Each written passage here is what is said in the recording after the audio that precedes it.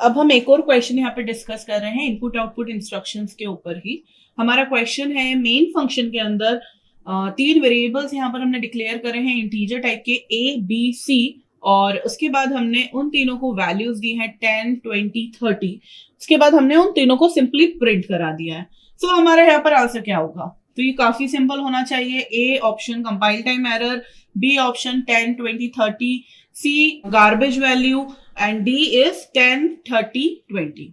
अब हम इन ऑप्शन को भी समझ लेते हैं। ए ऑप्शन तो हमें समझ आ गया, कंपाइल टाइम एरर है। बी कुछ भी जब हमारा प्रिंट हो रहा होगा तभी तो 10, 20, 30 प्रिंट हुआ है। जो हमारा सी ऑप्शन है गार्बेज वैल्यू। गार्बेज वैल्यू क्या होती है?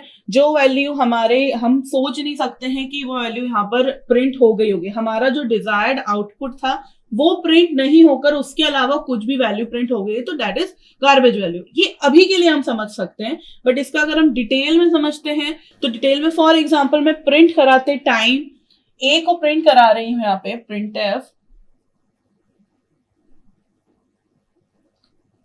और प्रिंट कराते टाइम अगर मैंने यहाँ पे एड्रेस ऑपरेटर का यूज कर दिया होता, तो इस एड्रेस ऑपरेटर को जो मैंने यूज कर दिया होता तो यहाँ पे ए की वैल्यू प्रिंट नहीं होती, यहाँ पे ए का एड्रेस प्रिंट हो जाता। तो वो हमारे लिए गार्बेज वैल्यू होती है। उसके पीछे रीजन क्या है? क्योंकि हम तो यहाँ पे ए की वैल्यू 10 प्रिंट करा रहे थे। सिमिलरली कुछ और चीजें प्रिंट हो, हम जो चाहते हैं नेगेटिव में वैल्यू प्रिंट हो गई, हम यहाँ पे पॉजिटिव में प्रिंट करा रहे थे, तो ये सब कुछ हमारी गार्बेज वैल्यू में इंक्लूड होता है।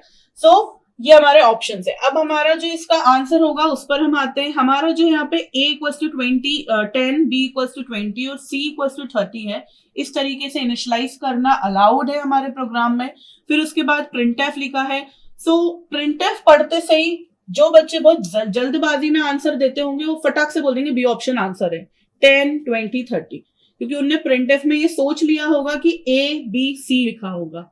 जबकि प्रिंटफ में अगर हम ध्यान दें तो ए बी सी प्रिंट नहीं हुआ है। प्रिंटफ में क्या प्रिंट हो रहा है? तीनों फॉर्मेट स्पेसिफायर्स के बाद ए सी एंड बी।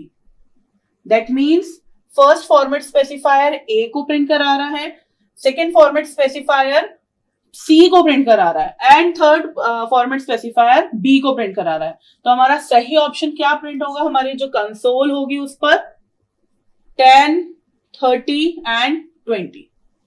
अगर हमने स्पेस नहीं दिया होता तो बिना स्पेस के प्रिंट हो जाते हैं। तो हमारा राइट आंसर है डी।